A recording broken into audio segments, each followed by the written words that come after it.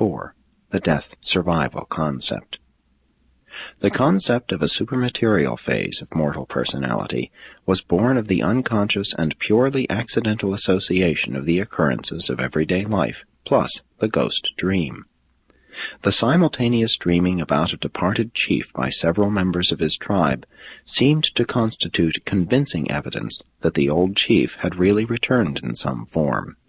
It was all very real to the savage, who would awaken from such dreams reeking with sweat, trembling, and screaming.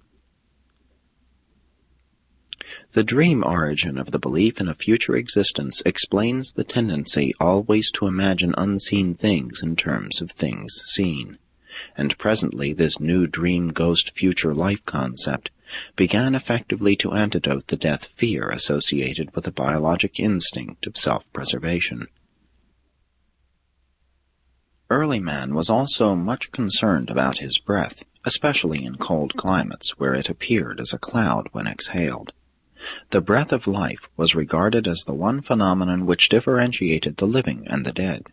He knew the breath could leave the body, and his dreams of doing all sorts of queer things while asleep convinced him that there was something immaterial about a human being. The most primitive idea of the human soul, the ghost, was derived from the breath-dream idea system. Eventually, the savage conceived of himself as a double, body and breath. The breath minus the body equaled a spirit, a ghost. While having a very definite human origin, ghosts or spirits were regarded as superhuman, and this belief in the existence of disembodied spirits seemed to explain the occurrence of the unusual, the extraordinary, the infrequent, and the inexplicable. The primitive doctrine of survival after death was not necessarily a belief in immortality. Beings who could not count over 20 could hardly conceive of infinity and eternity. They rather thought of recurring incarnations. The Orange race was especially given to belief in transmigration and reincarnation. This idea of reincarnation originated in the observance of hereditary and trait resemblance of offspring to ancestors. The custom of naming children after grandparents and other ancestors was due to belief in reincarnation.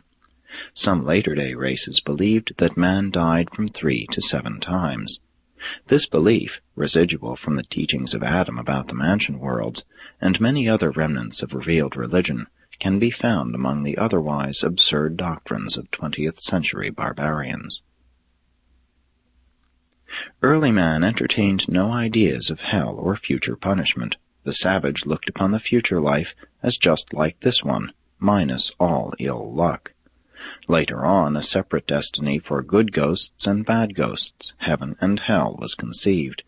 But since many primitive races believed that man entered the next life just as he left this one, they did not relish the idea of becoming old and decrepit.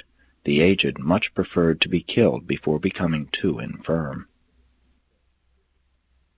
Almost every group had a different idea regarding the destiny of the ghost soul. The Greeks believed that weak men must have weak souls, so they invented Hades as a fit place for the reception of such anemic souls. These unrobust specimens were also supposed to have shorter shadows. The early Andites thought their ghosts returned to the ancestral homelands. The Chinese and Egyptians once believed that soul and body remained together. Among the Egyptians, this led to careful tomb construction and efforts at body preservation. Even modern peoples seek to arrest the decay of the dead. The Hebrews conceived that a phantom replica of the individual went down to Sheol. It could not return to the land of the living. They did make that important advance in the doctrine of the evolution of the soul.